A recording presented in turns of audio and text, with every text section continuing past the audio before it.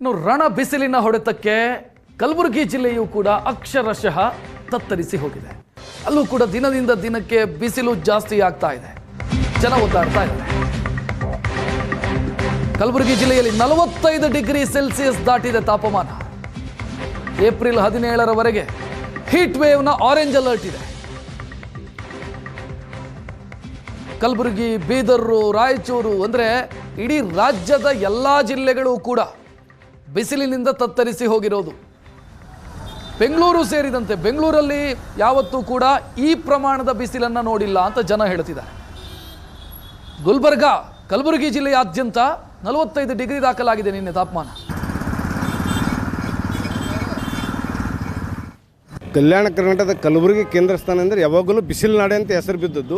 ಆದರೆ ಈ ಬಾರಿ ಇವತ್ತು ದಿವಸ 44 ಡಿಗ್ರಿ ಸೆಲ್ಸಿಯಸ್ ಮೀರಿರೋದ್ರಿಂದ ಜಿಲ್ಲಾಧಿಕಾರಿಗಳು ಸಾರ್ವಜನಿಕರಿಗೆ ಕರೆ ಕೊಡ್ತಾ ಇದ್ದಾರೆ.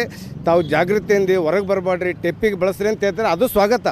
ಆದರೆ ತಾವು ಒಬ್ಬ ಜವಾಬ್ದಾರಿ ಸ್ಥಾನದಲ್ಲಿದ್ದು ಜಿಲ್ಲಾಡಳಿತರ ಮುಖ್ಯಸ್ಥರಾಗಿ ಎಚ್ಚರಿಕೆ ಕೊಡುವುದ್ರ ಜೊತೆಗೆ ತಮ್ಮ ಕರ್ತವ್ಯ ನಿಭಾಯಿಸಬೇಕು. ಇವತ್ತು ದಿವಸ ಪಾರ್ಕಿಂಗ್ ಎಲ್ಲಿ ಸಿಗ್ನಲ್ಗಳಿರುತ್ತೆ ಅಲ್ಲಿ ನೆರಳಿನ ವ್ಯವಸ್ಥೆ ಮಾಡೋದಾಗಿರ್ಬೋದು. ಒಂದು ಕಡೆ ಮಾಡಿಬಿಟ್ರೆ ಆಗಲ್ಲ. ತಿಮ್ಮಾಪುರ ಸರ್ಕಲ್ದಾಗೆ 4 ವಲ್ಲಭಾಪುರ ಸರ್ಕಲ್ 4 ಕಡೆದು ಸರ್ಕಲ್ ಬರ್ತವೆ. 4 ಕಡೆಗೆ ಮಾಡ್ತಕ್ಕಂಥದ್ದು.